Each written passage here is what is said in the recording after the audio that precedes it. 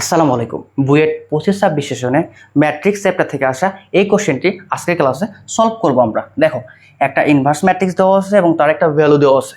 বলা হয়েছে a⁻10 এর মান কত। তো দেখো, শুরুতে আমার এখান থেকে a এর মানটা বের করতে হবে। এখান থেকে a এর মানটা বের করব, দেন a থেকে a ইনভার্স নির্ণয় করব এবং সবার শেষে a⁻10 এটা নির্ণয় করব। তো এইটা আমার কোশ্চেনে চেয়েছে। তো আসো, দেখো একটা ইনভার্স ম্যাট্রিক্স তো আছে। শুরুতে আমার এই ইনভার্সটাকে সরাইতে হবে। তো কিভাবে সরাইবো? দেখো, আশা করি সবাই এই ফর্মুলাটা জানো যে এ ইনভার্স ম্যাট্রিক্সকে যদি আমরা পুনরায় ইনভার্স করি দেন এ ম্যাট্রিক্সে পাবো। এ ইনভার্স ম্যাট্রিক্সকে যদি পুনরায় আবার ইনভার্স করি তাহলে এ ম্যাট্রিক্সে পাবো। তো দেখো, একটা ইনভার্স ম্যাট্রিক্স দেওয়া আছে, তো এটার যদি আমি পুনরায় ইনভার্স করি তাহলে ইনভার্স বাদ যাবে। তো দেখো, উভয় পক্ষকে ইনভার্স করি। আসো, তাহলে কোতে আসে এটা 2a + 3i ইনভার্স বাদ। দেখো, এইটারে ইনভার্স করলে কত আসে? এটার ইনভার্স করো। 2/2 মাত্রা ম্যাট্রিক্সকে ইনভার্স করলে কি আসে? উপরে থাকে তার অ্যাডজয়েন্ট ম্যাট্রিক্সের মান, নিচে থাকে তার নির্ণয়কের মান। তো দেখো, এইটার অ্যাডজয়েন্ট ম্যাট্রিক্সের মান কত আসে আমার? দেখো, মুখ্য কর্ণের ভুক্তিগোলার অবস্থান চেঞ্জ এবং গৌণ কোণের ভুক্তিগোলার চিহ্ন চেঞ্জ। দেখো, মুখ্য কর্ণের ভুক্তিগোলার অবস্থান চেঞ্জ করো 7, 5 এবং এগুলার চিহ্ন চেঞ্জ। তো জিরো তো জিরোই থাকবে, চিহ্ন চেঞ্জ করলে জিরোই থাকবে। তো নিচে নির্ণয়কের মান দ্বারা ভাগ দেবো। দেখো, 35 5 7 35 -0, হ্যাঁ ঠিক আছে। দেখো, এখান থেকে 2a প্লাস, দেখো এখন আই কি? আই একটা অভেদক ম্যাট্রিক্স। দেখো, এটা ক্যালকুলেশন করলে আমি 2/2 মাত্রার অভেদক ম্যাট্রিক্স 2/2 মাত্রার ম্যাট্রিক্স পাবো। সেহেতু অভেদক ম্যাট্রিক্সটাও 2/2 মাত্রা নিতে হবে। তো দেখো, 2/2 মাত্রার অভেদক ম্যাট্রিক্স।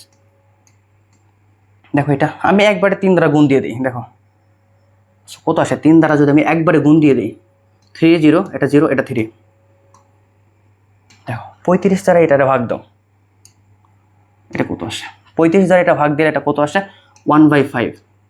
এটা 0, এটা 0, 1/7। তো দেখো 2a, দেখো এইটা আমি একবারে এই পাশে নিয়ে এসে বিয়োগ দিয়ে দিই। এটা আমি একবারে বিয়োগ দিয়ে দিই। তো দেখো, এটা আমি একটু বিয়োগ দিয়ে দিই, এক লাইনে একটু লেখা ট্রাই করি।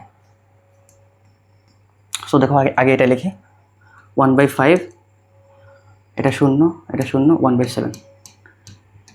এইটা এই পাশে নিয়ে এসে আমি বিয়োগ দিয়ে দিই। সো দেখো, এটা কত আসে? 3, এটা 0, এটা 0, এটা 3।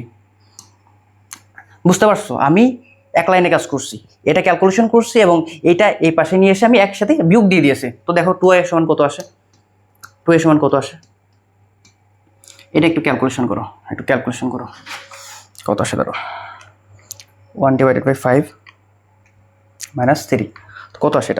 এটা আসে -14/5। হ্যাঁ ঠিক আছে। এবং এটা থেকে 0, এটাও 0, এবং এটা ক্যালকুলেশন করি 1/7 - 3, 1/3 1/7 - 3। সো এটা আসে 20/7। দেখো, 2a সমান এটা দেওয়া আছে, তাহলে a সমান কত? 2 দ্বারা ভাগ দিয়ে দাও, 2 দ্বারা ভাগ দিয়ে দাও। দেখো, 2 দ্বারা ভাগ দিলে কত আসে? এটা আমার 2 দ্বারা ভাগ দাও, এটা 2 দ্বারা ভাগ দিলে কত আসে? এটা -7/5, -7/5। এটা তো 0, 0টা 2 দ্বারা ভাগ দিলে 0ই থাকবে। তো এটাও 0, এটা 2 দ্বারা ভাগ দিলে -10/7। দেখো, এই ম্যাট্রিক্সটা নির্ণয় হয়ে গেছে, আমি এই ম্যাট্রিক্সটা পেয়ে গেছি। দেখো, আমার কন্ডিশন কি ছিল? শুরুতে এ ম্যাট্রিক্স নির্ণয় করব, দেন এ ইনভার্স এবং সবার শেষে a⁻10। তো আমি এ ম্যাট্রিক্সটা পেয়ে গিয়েছি, এ ম্যাট্রিক্সটার মান পেয়ে গেছি।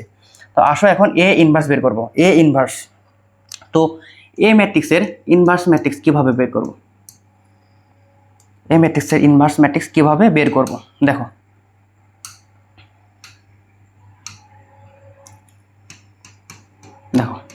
উপরে থাকবে এই ম্যাট্রিক্সটার অ্যাডজয়েন্ট ম্যাট্রিক্স এবং নিচে থাকবে এই ম্যাট্রিক্সটার নির্ণয়কের মান দ্বারা ভাগ দিব।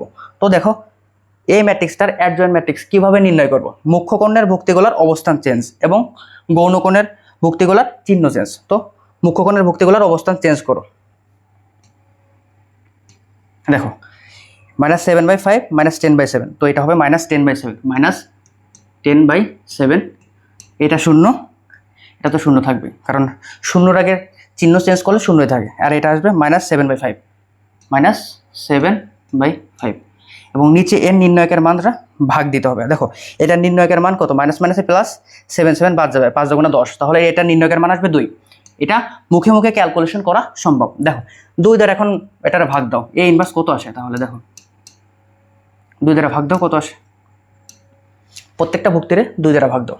সরি দেখো এটার ভাগ দিলে আসে -5/7, এটা আসে 0, 0 2 দ্বারা ডিভাইড করলে 0 আসে, তো এটাও 0, এটা -7/10, -7/10, হ্যাঁ এটা কাটাকাটি যায় না, -7/10।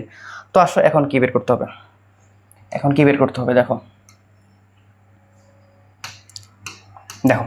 আমার এ ইনভার্স এটার মানও নির্ণয় করছে, এখন a⁻10 এটা নির্ণয় করতে হবে। দেখো এ ইনভার্স এটা একটা কর্ণ ম্যাট্রিক্স, মুখ্য কর্ণ ব্যতীত বাকি ভুক্তিগুলো 0, তাহলে এটা আমার কর্ণ ম্যাট্রিক্স।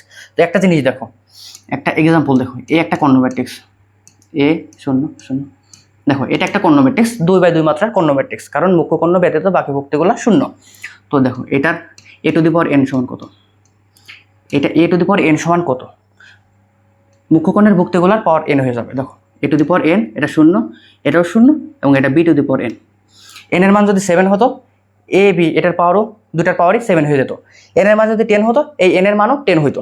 তো এখন দেখো কি নির্ণয় করতে বলছে, a⁻10, এটা a⁻10 এটার মান নির্ণয় করতে বলছে।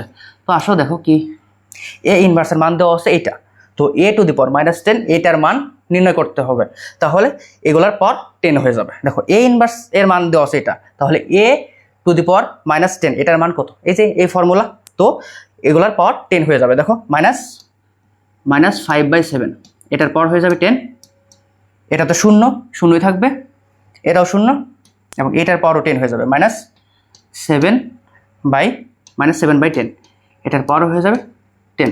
দেখো এটাই আমার অ্যান্সার, আর ক্যালকুলেশন করার দরকার নাই, এখানেই অ্যান্সারটা রেখে দাও। তো এটাই ছিল বুয়েট 25-26 সেশনে আসা ম্যাট্রিক্স চ্যাপ্টার থেকে আসা এই কোশ্চেনটি। সবাইকে ধন্যবাদ, দেখা হবে নেক্সট কোনো ক্লাসে, টাটা।